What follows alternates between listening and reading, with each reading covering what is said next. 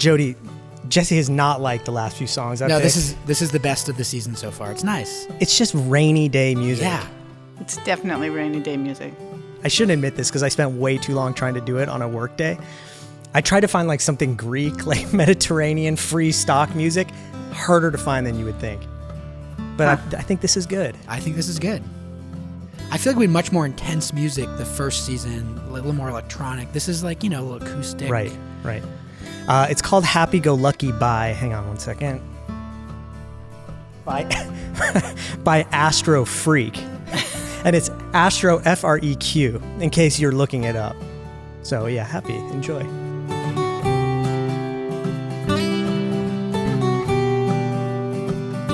We had lunch at your place today at Solonaki. Which one? Hey, we went to... Poor pronunciation. What did I say? Saloniki, right? Yeah. Soloniki. Saloniki. I'm bad with names. That's all right. Yeah. It's phonetic. It's pretty phonetic. Saloniki. Yeah. It doesn't mean I'm going to get it right. It's like... And names are super important. I know. Saloniki. Did I get it? We had it for lunch. We went over to Central Square. Aha. I think I got in there right when they opened. Well, you went over. Yeah. How was it? It was great. Well, Jesse's yet to eat his. Well, I brought in lunch. I had a few pieces of chicken. I love the chicken at Saloniki. Yeah. It's so good. That's what I had. And then I was at Harvard. And then Drew also brought in the fried dough with Nutella and just all sorts of goodness. I don't pass up donuts. I started with that. That's part of the I hope you finish those because they don't really. Well, there's like 50 of them. Yeah, they don't last very well. They didn't last long in my car. Okay, good. Because I definitely dipped into them while I was heading to the office. They're quite good. Yeah. Julio, can I ask a question? Yeah. I know this is your yeah. thing. No, I want right. you to. All It's right, good. I like having you here. Okay. So, I was thinking, I was on a call earlier. You were coming in. Super excited to have you, by the way. Thank you. But my core question is, how are you doing? And the reason I ask is because I feel like there's a small handful of chefs in the city, increasingly more, who have just, this thing happened, the pandemic, and we're not here to talk about the pandemic, and you just kind of dove in and you started advocating and you were out front. And first of all, it's just wildly impressive to see. I'm sure it was exhausting. And oh, by the way, you have a family and you have restaurants. So like, are you sleeping? You just got your second shot? Like, how are you doing? Thank you for asking. I'm actually, I'm doing okay. I mean, my world is really complicated. In addition to all of that, my mother, who's 91, who lives in Providence and was living alone until 2 weeks ago on her own, independently driving, needs 24-hour, not care, because she still is up and going, but somebody has to be there all the time. So my sister and I are figuring out that care. Like, this is the next That's intense. phase of life. On March 15th or whatever it was in 2020, we were talking to a group of people who had restaurants at timeout, and we knew we were going to close. And we said, okay, so what happens next? And there were no answers. Yeah. There were no answers. And the biggest concern was, what about our staff? What happens to the people that we employ? All of these people, there was no time to plan. I don't know anybody who planned for that. We assumed, I think, as we marched along over the last, 30 years that we've been in business, or however many years we've been in business, that all of the money that we paid to insurance and unemployment, and, that's our insurance, that we can take care of a crisis. There was no money. There was no business interruption insurance. You certainly didn't think you'd have to fight for this stuff, right? No. Yeah. We didn't, we didn't know what was going to happen with landlords. Fortunately, many of them, particularly bigger landlords who can afford to, defer, abate, whatever it is. Take a long-term perspective. Exactly. They've been great, but there are smaller landlords who couldn't afford that those dollars coming in paid the mortgage on their house, right?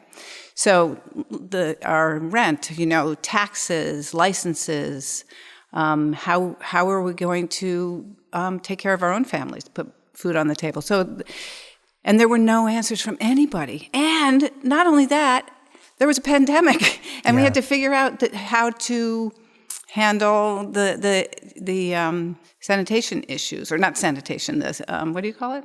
Sanitizing, yeah. Yeah, health and safety issues. Health and Hygiene and health and safety. Drew and I are always thinking about how to handle hygiene issues, health and safety issues. Not since about a year ago, but now I am. Yeah. All the time. It's everything. So, I have a little study on the third floor of my house. And when I come downstairs, when I get down the second flight of stairs, before I hit the first floor where my husband is, I always think to myself, I got to get a mask. I'm in my own house with my husband, but that's how programmed we are. But anyway, we came together and said, okay, we have to do something. We formed Massachusetts Restaurants United. It was Tony Maas, Michael Leviton, Ken Oringer, Jamie Bissonette, John Mendes, me, and Bessie King. And it's... Impressive group. Well, yeah, thank you. And it was incredible to work together. We were on calls in the beginning 3 times a week, and then went down to 2 times, and now we're down to 2, to advocate for independent restaurant owners and the people that worked in them. We joined forces with, or supported Independent Restaurant Coalition that was fighting to save restaurants through So you were working with the that national umbrella. Yeah. As almost as a de facto Massachusetts contingent. Is that how?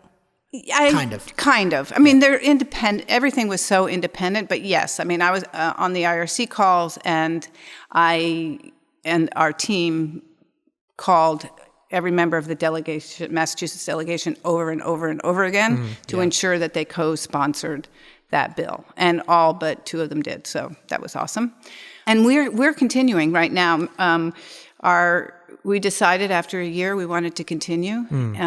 We were able to, in the time, we had help from Mike Firestone, who was in Maura Healy's office, and he was our policy guy. He just one day showed up. She's incredible. She's been incredible. She's been incredible. And Mike was incredible, and he helped us sort of develop our policy agenda. And so in the economic development bill, there's the cap on third-party delivery fees. First of all, what's wrong with that model for people that don't know? Well, the third parties have offered a service, which is to bring food from restaurants to customers. Grubhub, Uber Eats, things like that. Yeah, DoorDash. And they charge everybody on every front. And they were charging up to and 30% to restaurants through the pandemic. So that meant if you spent a dollar on a meal, 30 cents of that dollar went to the delivery service. Only 70 cents of that dollar went to us.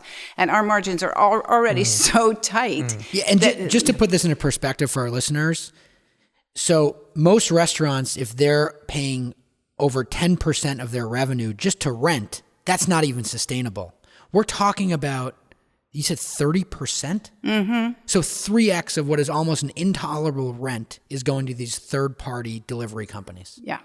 They're getting paid 3 times what your landlords are getting paid, at more than 3 times. Right. So wild. To put it in your language, yeah, exactly. And they wouldn't negotiate with us. They wouldn't negotiate with small companies. Of course they would negotiate with the big ones like McDonald's because of, economies of scale for them, but for us, no. So, and we got this into a state bill, which is amazing. There were cities who had success in getting fees capped, but not a state. So that's pretty So that's amazing. how you had to do it. You had to go and put it in a bill for them to actually listen and start negotiating. Yes. Or no negotiation at that point. They were told, right? They were told. Yeah. And you were and now you still have to watch it. Actually, there's still some concern, so people are keeping an eye on things. And then the other thing that went in there was a distressed restaurants fund. And we're talking state legislation. This right is now. state, yes. And so that's now established, and those dollars are being distributed. And I think it was $20 million. If I hope that I'm right on that. It's close from what. Yeah. Okay. So that was amazing. And the Restaurants Act ultimately, we were fighting for $120 billion. It was $25 billion. So this is the federal. This is the federal, yeah. And that's, the $25 billion is great. We are still going to fight for the rest of it because we wouldn't have asked for 120 if we didn't need it. Yeah. Right. Who else are you working with to try and get that number? It's the IRC. The NRA has also been working on that as well, National Restaurant Association. Yeah, that's a clear definition. To be clear which one. Not the people with the guns, the people with the spatulas. Although they might be able to get more done in Washington, D.C. You mentioned this 20 million. Is there more on the way, or right now that's kind of it? No, there've been a lot of sources. So in every city, in every town, there have been grant and loan programs. I think that we've come away feeling that the world understands that restaurants are really important, that we're part of the fabric of a community, that we create the culture in a neighborhood, that without them, your neighborhoods aren't as safe.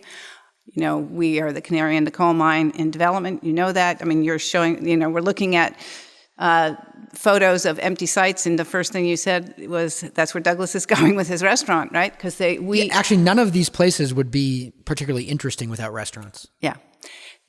And I think the world now really understands that in a way that they hadn't before. And what we've seen, certainly across the state and in the local cities, is the local government stepping up and figuring out a way to get grants and loans to small independent restaurateurs. Not just amounts, but make it easier. Because it was so hard to get money. Yes. Is it easier now? Yes. So this $25 billion from the feds, it's being distributed by SBA. And initially, you had to have a DUNS number and a SAMS number, and you had to register for both, and it was super complicated, and they've streamlined it now. So less barriers now. Yeah. So they're the thing is that there's a dialogue and they're listening. And I cannot applaud the folks at the Independent Restaurant Coalition enough. They are just relentlessly fighting to make this happen for us. And it's people who are lobbyists in Washington, PR people in Washington, the executive director, Erica Polmar, who's working. I mean, and then all the restaurant owners who are on the front lines. It's pretty impressive. And I have to say, I really appreciate. I never took civics in high school, and I've had a civics lesson. Yeah. Yeah, I think we've all learned so much in the last year. I mean, what happens when things go wrong for one, but also just all these tax constraints and all these things we never really thought about until you start to really have to dig into them to prove certain income and revenue. It's crazy, right? Even for us, it's been just an eye-opening experience. And then what also I've learned and appreciated is every voice counts. I mean, I know these are cliches, but every voice counts, and the louder your voice, the more you can accomplish. And the reason that so much has happened in our industry, and I think it's happened for others and other industries as well, is because we have worked together in a united way with a huge voice and gotten change. I mean, the original PPP that came through didn't work for small independent restaurants like the people around here, in Chinatown and places, Why not? A number of reasons. Number one is they'd never had applied for a loan before, and they may not have felt comfortable doing it, or they weren't eligible. They may not have had a relationship with their bank that allowed for it to be processed. It was complicated. Maybe they didn't have an accountant who could help them with that, legal services. There was all of these restrictions on how it was going to be used, and we were terrified if you used it wrong, you were going to be slapped with this as a loan, not as a grant. And after all of that, and all of those issues were communicated, the next go-round, it wasn't fixed 100%, but it was whole lot better. So, yeah, so every voice counts. How many people or how many members do you have of the MRU? I would say it's about 900. Wow. On our list, yeah. Wow. Is there a diverse group of our minority represented business owners? There are some, not as many as we would like. Yeah. That's a focus on what we're doing this coming year, is to broaden that scope. In fact, I was just talking to Michelle Wu about that. When we started, we tried to find, the scope of restaurants across the Massachusetts, and we called mayors and the governor's office and everybody and said, can you tell us how many Chinese-owned businesses there are in Massachusetts? Have no idea. How many Black-owned businesses in Boston? No idea. Restaurants. That information needs to be compiled. We need to have access to that information. Jody hit on like so many things we've been talking about at Graffito for the last year. And it's just what you all have gotten done in a year, because this stuff takes a long time. People spend careers trying to make this sort of change is remarkable. And obviously there's a lot of work to do still. Yeah. But I think if there is a beauty about restaurateurs, and that is that we're scrappy and we're entrepreneurs, and we just fix things. There's a problem, and we can't wait. In the restaurant, you can't wait. Like if a toilet's overflowing, you can't wait to call a plumber. You have to figure out how to do it yourself. If the stove isn't working, you have to figure out how either you're going to fix it or you're going to do something else to ensure that it doesn't interrupt the flow of service. You can't just stop things and say, okay, we're going to close the door on that for now, and we'll get to that whenever we have time. So it's in our nature to just keep going, and also it's in our nature to not ask for help. So we figured it out ourselves. Right. Well, so tell us about the future. What's going to be the next year for the MRU? First of all, to sort of regroup and become a real organization. We're a 501c6, and we're going to have a board. We're going to, and the board chair is me right now. And I have to tell you, when we started all talking on the phone on March 15th, and we were talking once a week. And then we said, a month into it, should we make an organization? And everybody was like, yeah, let's make an organization. I was like, I don't want to be in a startup organization. I've done that before. I'm supposed to be rolling off the other side of my professional life. And I said, okay, I will. And then Here you are. Yeah. So anyway, board chair. Fast forward, board chair. So eventually we're going to get somebody who really knows what they're doing, puts group together. We have great people: Nancy Caswell, Jamie B. Sinnett, Ken Oranger, Michael Leviton still, and Bessie. And we're driving. So the goal will be to actually hire an executive director, I assume. Hire an executive director. Raise some money. Some letterhead. Raise some money. Like legit, you know? Some business cards. Sweatshirts. You got to have hoodies or you're not real. Yeah, got to have We can help you with sweatshirts, stickers, and what do you think, Drew? What else? Drone photography. Okay, I'll take the drone photography. There we go. I think, yeah. And we have 900 restaurants we'd like for you to document for our members. That's right. And you're going to deal with issues of diversity. Diversity, also, what are the next policy issues? Mm-hmm. Like, our reach. Mm-hmm. A seat at the table.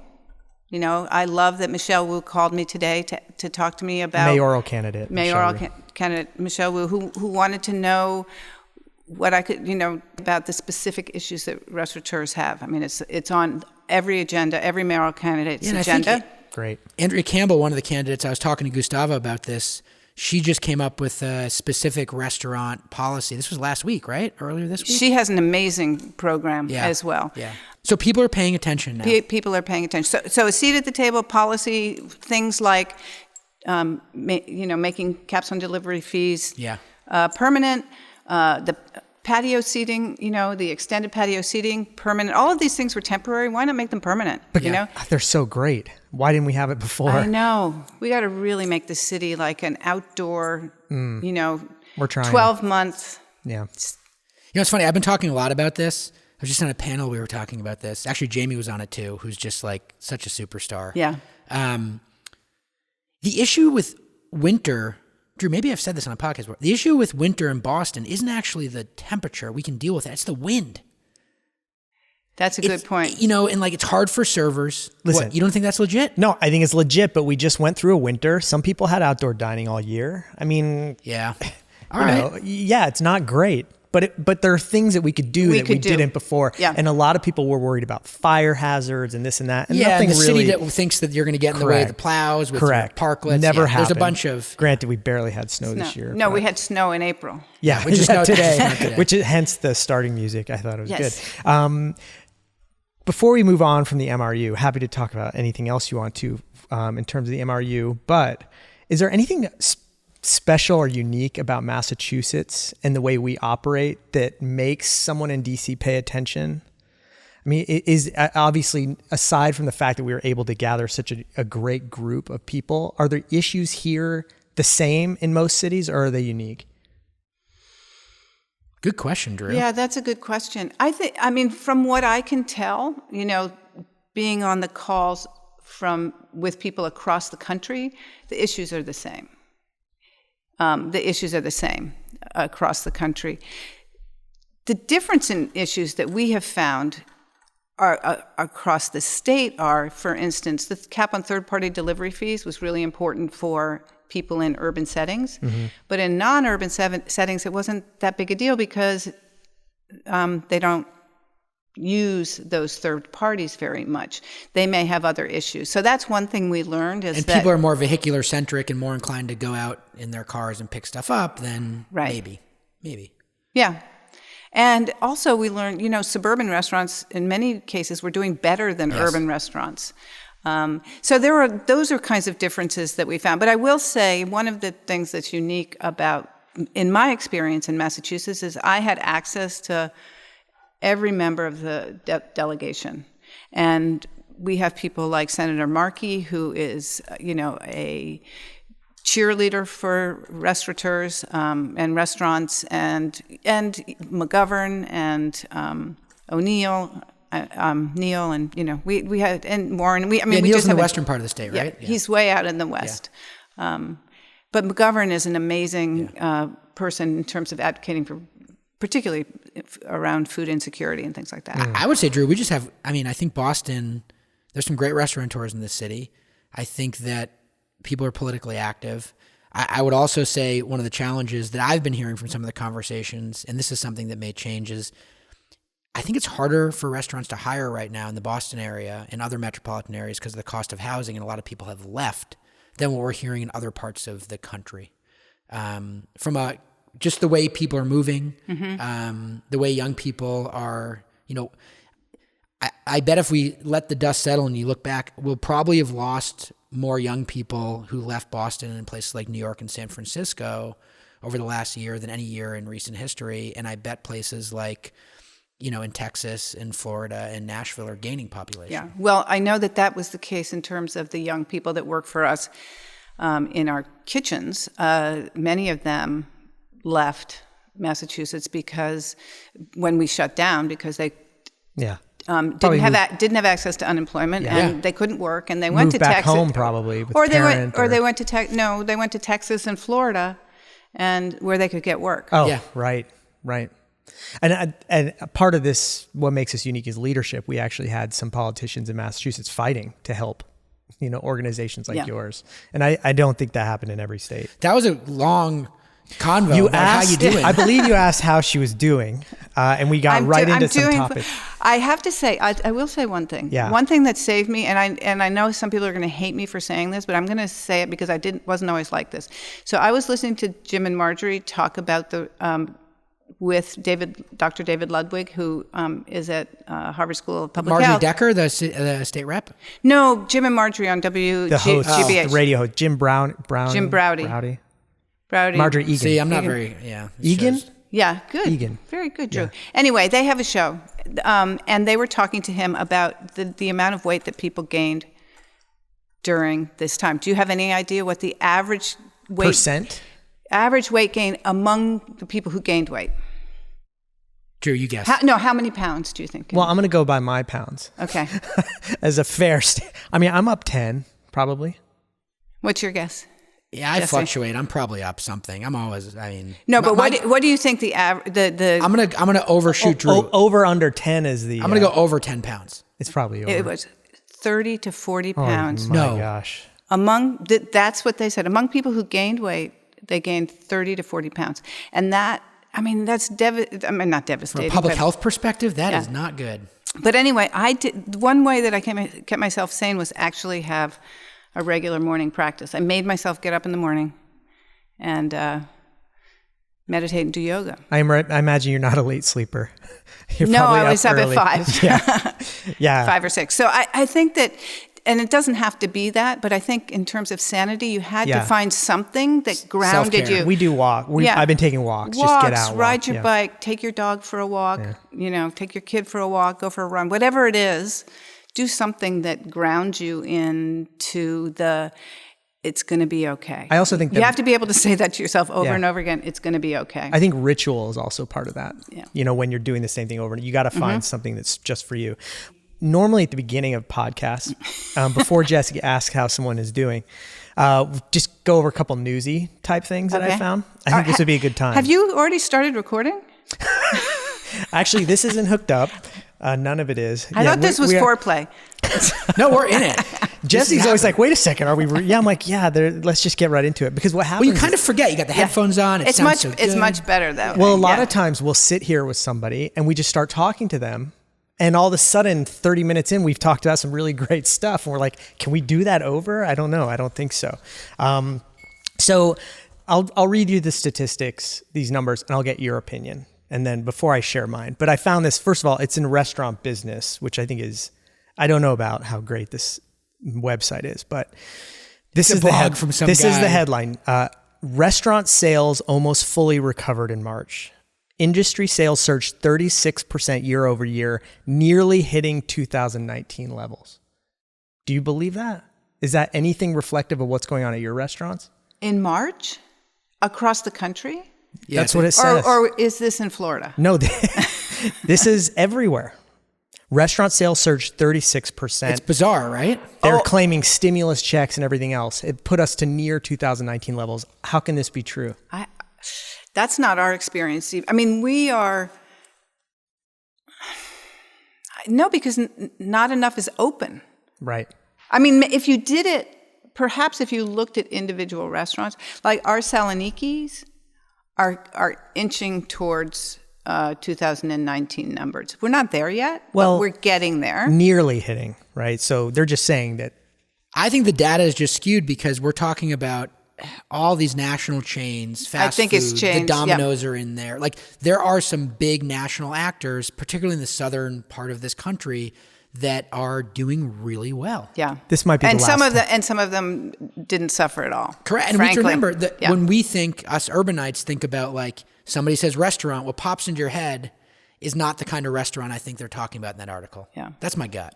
Well, it says, it also says that this was easily a post-pandemic high, which I hate because there's hardly anything post-pandemic about our current situation. Yeah, and before I say I'm never going to use this publication again, I have another one from them, which I think is also interesting and maybe more believable. But the headline is, restaurants are keeping their takeout sales for now. So people are used to doing takeout and that's not going away. So despite restaurants reopening and allowing indoor diners, takeout sales have been steady. I can believe that. Yeah. Because I think... 1 for 2. Yeah. And I think that that's going to continue. Yeah. I mean, it's certainly as we think about, we're renovating trade. As we think about renovating trade, we're thinking about... how to make it easier. Some of your food would travel well from trade too. We would do that here. There's menu, there's procedure, right? What happens when somebody enters the restaurant? Exactly. Especially some of these dining services. You don't want some of these people, stomping through the restaurant while people are trying to eat. Right. It's not the greatest smelling look. like weed. I didn't say that. Jody said that. Usually I'm the one that says that. But yeah, I mean, it's not a great experience necessarily. So you got to rethink all this stuff. Yeah. If you want it to remain, that is. Yeah, and I still think that there are plenty of people who are not comfortable dining in. Then another shift. Now, I found this article. This is actually from last year, but I just came across it, and we're going to change tone a little bit. This is from Forbes in February 2020. Less than 7% of U.S. restaurants are led by women. And I will say that statistic is for chef positions at predominant U.S. restaurant groups. So it seems really low for that reason. However... do we think it seems low? It seems unbelievable. Mm-hmm. It just seems... But this is a male-dominated industry. Not numbers-wise. Well, let me get through the statistics. Let me get through the paragraph. and then we can discuss that. 21% of head chefs overall are female. So 7% of the large groups and about 20, and I think I've heard 20 to 25%, but around a quarter are head chefs. Yes, that makes sense. Not enough. In your experience growing up in a male-dominated industry, first of all, how do you even think that it's something you can do?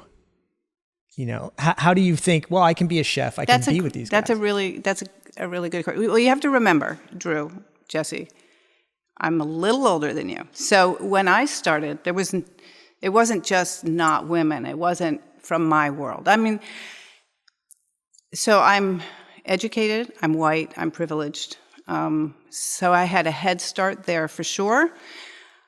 I knew I loved to cook, and the world of American cuisine was just emerging.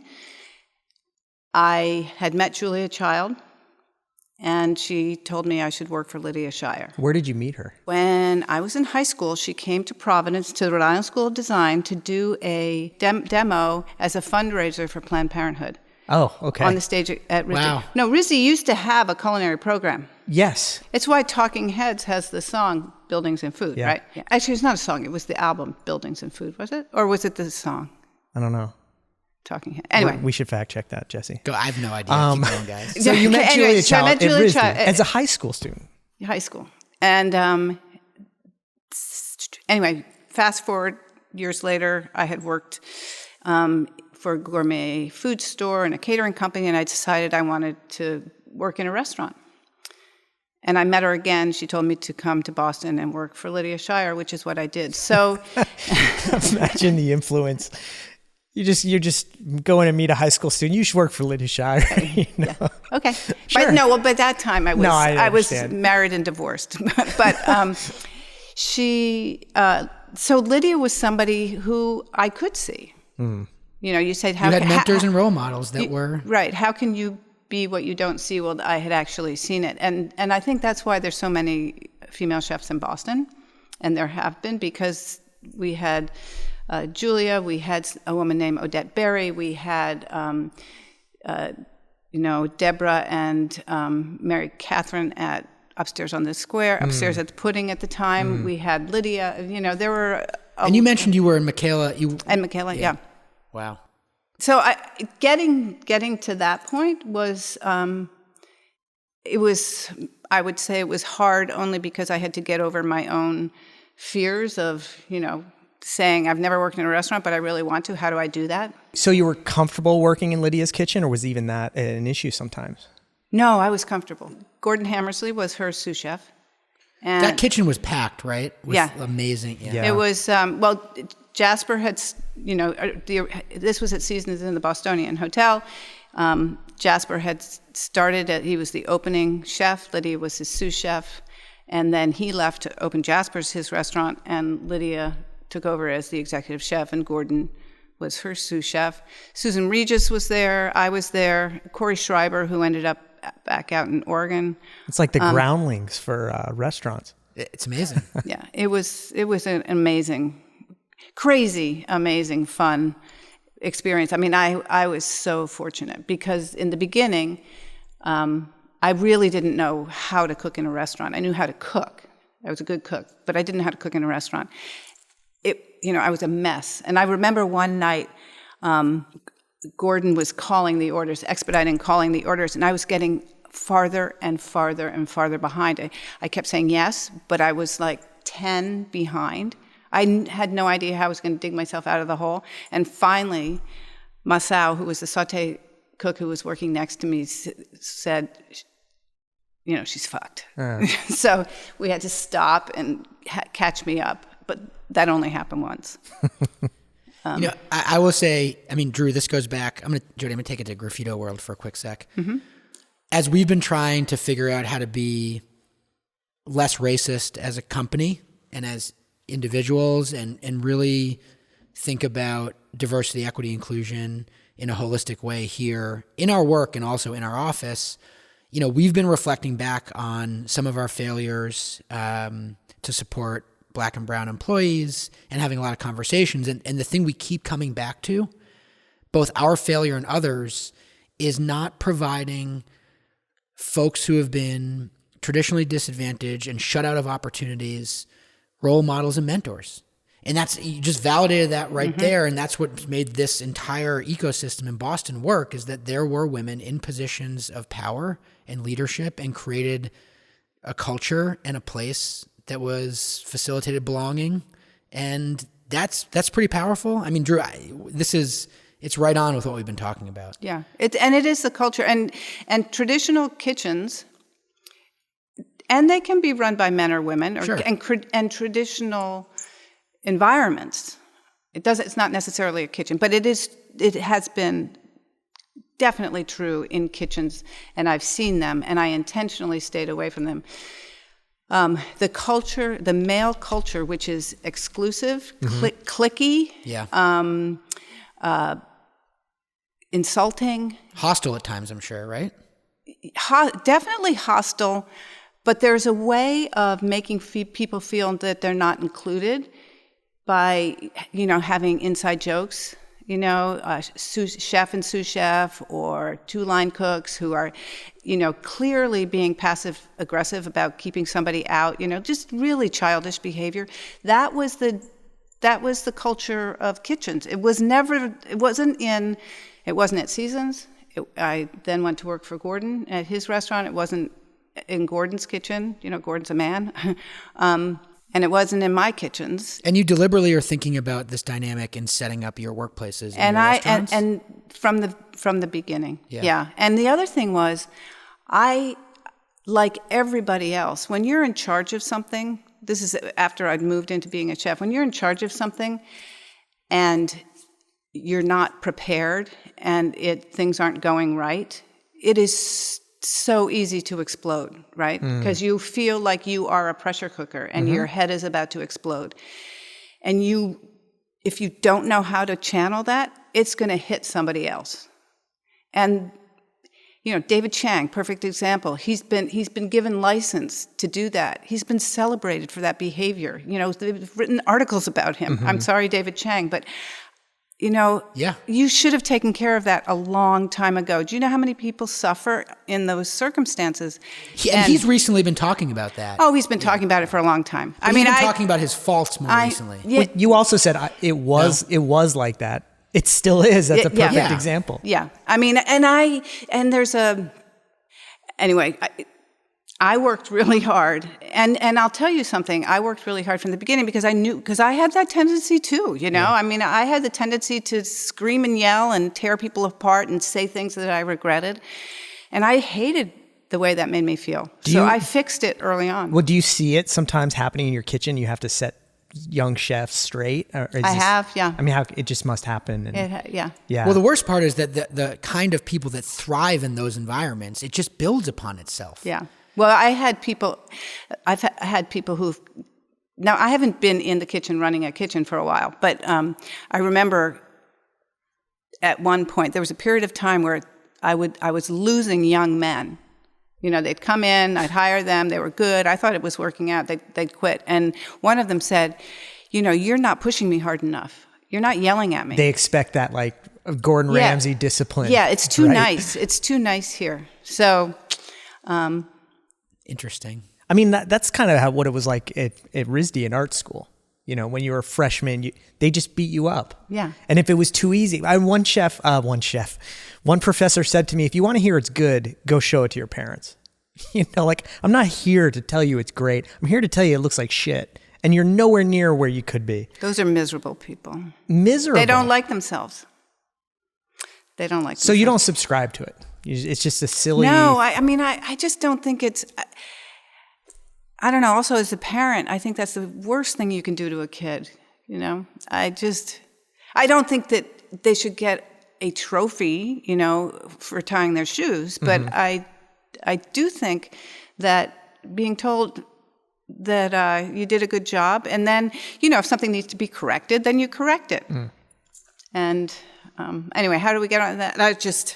This is what we do here. The women. So, yeah. So I was, it's about culture. I learned that early on too. So there was one point when I had not been in my kitchen for a while, and I came back in and I realized, I'd been working on another project, opening another restaurant, and I went back. It was at Rialto. I went back to Rialto after, not really focusing it on it this way in a couple of months, and realizing that the women had left. Like, there were no more women in the kitchen. And I said, what happened to the chef de cuisine? I don't know. I said, you have to figure out how to get women back in the kitchen, because this is culture. This is you doing this. Yeah, it's a reflection. Something's going on. So to your point, Jesse, that bravo for recognizing that, because it's all about doing that. It's not that. I mean, the fact that we have to compliment people for this is obvious stuff. We have to get so much better at this. This should just be the norm. It's crazy. And ask people and make it make it part of a conversation. We've all. I think it's finally, on the table, a conversation that we can have. And, there were a lot of things that I had to deal with going through the years. I made a list of them. Do you want to hear them? Yeah. This is great. She's prepped. Jody prepared. She's prepared more than you, Jesse. Well, clearly. I mean, I had to fight, and I had to get over, a lot of discomfort, and I had to advocate for myself and ultimately for women. I mean, then I took it on as I think I have a responsibility to do this. Nobody else is doing this. I would go through the James Beard catalog, of the dinners that they were having at the houses, and count how many women. But I also had to do this because I was supporting my family, and I didn't really have a choice. I had to continue to be successful and advance and keep moving. Okay, here's a list. Hear it. Here's a list. A couple of things. We were doing sort of a cooking competition at the Food and Wine thing down at the Seaport, and I was working with two other chefs, male chefs, people that you know. How long ago, roughly? This was about 10 years ago. Okay. And we were sort of putting our heads together, who was going to do what part of the meal. And one of them turned to me and said, Jody, you can do the potatoes. Like, somebody was going to do the lobster, somebody was going to do the ribeye. You probably make great potatoes. Jody was going to do the potatoes. Nice. Careful. This is why we put Jesse 20 feet away from everybody. And in that event, we were cooking on a stage, and one of them pushed me off the stage. He didn't mean to, but he just I wasn't there, right? That happened again at the Meals on Wheels in New York, and there were millions of chefs, and we were all, on stage getting our pictures taken, and a bunch of us were up in front because we were shorter and we were the women. We weren't the women, but we were up in front. This whole line of the French male chefs, New York male chefs, you could name them, came and stood in front of us. Amazing. That's another one. When I was working as a line cook, I leaned over at one point to take something out of a reach in the middle of service, and this guy whacked me on the butt, and I stood up with fire coming out of my ears, and I said, what the fuck are you doing? And he said, you tempted me. This is working on a line. I mean, those are the things that we dealt with all the time. I had a landlord who jumped on me and threw me onto a banquette as sort of like something that he thought was okay. That was appropriate. Appropriate, yeah. And then... and I'm assuming this season is all women. Yeah, all of our guests are. Many of our listeners are women. The sad part is, I'm assuming you're going through this list, and even female chefs that are practitioners today, they're probably saying, "Yeah, happened to me. Yeah, happened to me." Yeah, right. I was pregnant with this guy came up to me. I was in a chef's jacket. I wasn't looking like I was asking to be touched, right? Well, what does that even mean anyway? Right, but anyway, I was in a chef's jacket with my belly out to here, pregnant with my daughter, and this guy came up and started putting his hands towards my belly, and I said, what are you doing? And he said, it's for good luck. And I said, why do you think that you can touch me? For who? Right. And then... most recently, 2 years ago, I was assaulted in my own restaurant by a customer. It never stops for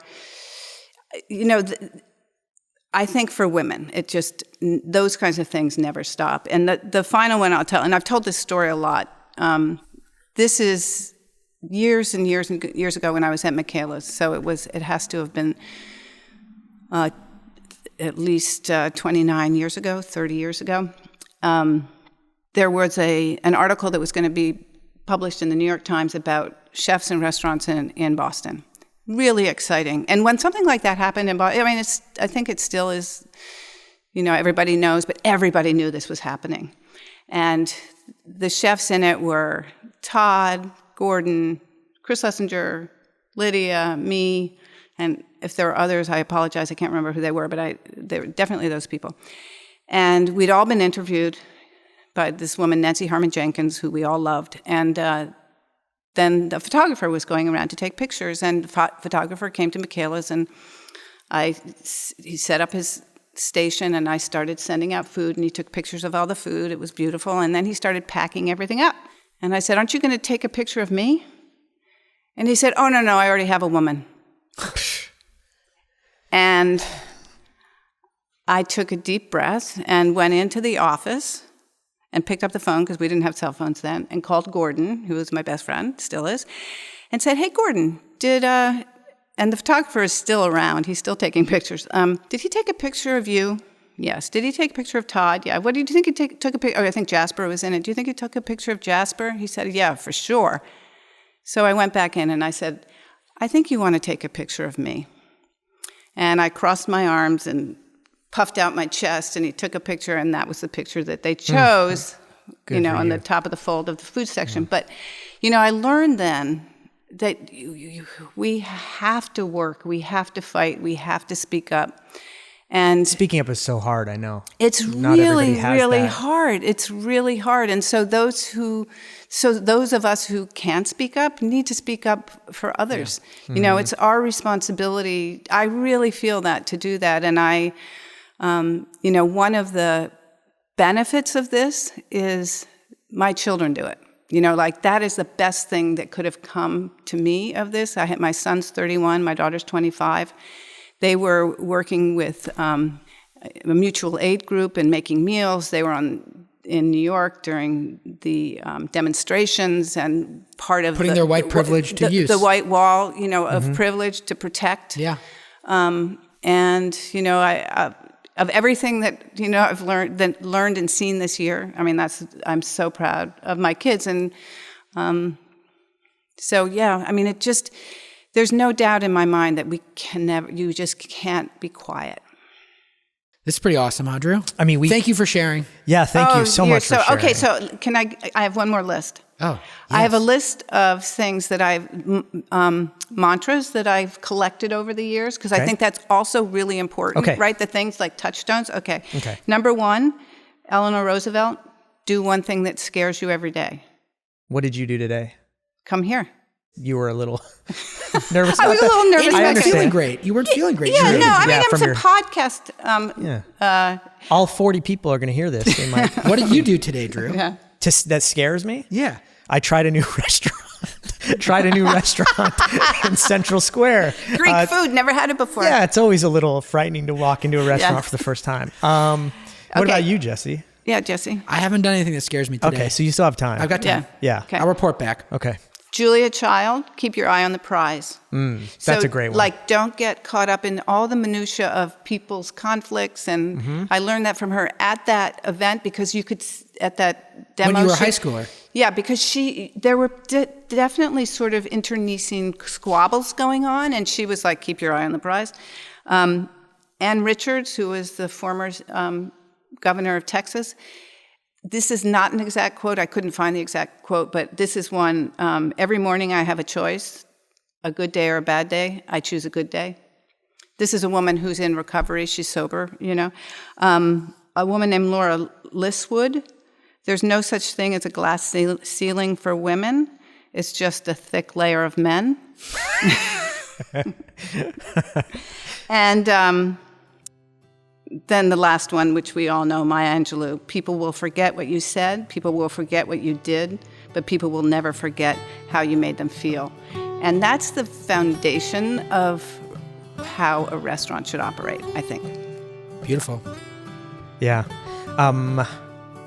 Oh, I have so many questions. You can't. I mean, I'm not good at ending these podcasts because I always have so many. This is a perfect opportunity to end it on those 5 quotes. I know. How does it get? It's a layup. I'm also through. glad I didn't choose like really peppy music.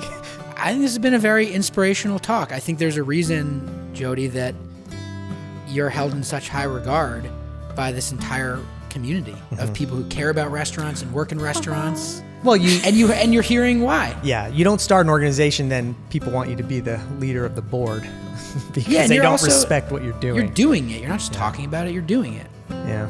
Yeah. And there's impact. Like, this is ways to go. But wow, amazing. Jody, thank you so much for coming. You guys are the best. Can I keep my sweatshirt? Yeah. Oh, it's for you. Thank you. Yeah, we'll send you a bill. Thank you. I'm very warm now. Good. Are we still being recorded? Yeah.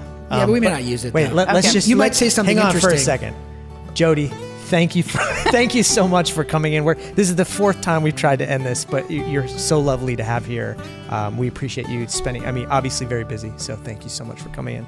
And Thank you. I'm sure it's good to see Jesse again. Thank It's you, been a while. Drew. Yes, it is. It's just nice to see humans, like, you know. Yeah, it is.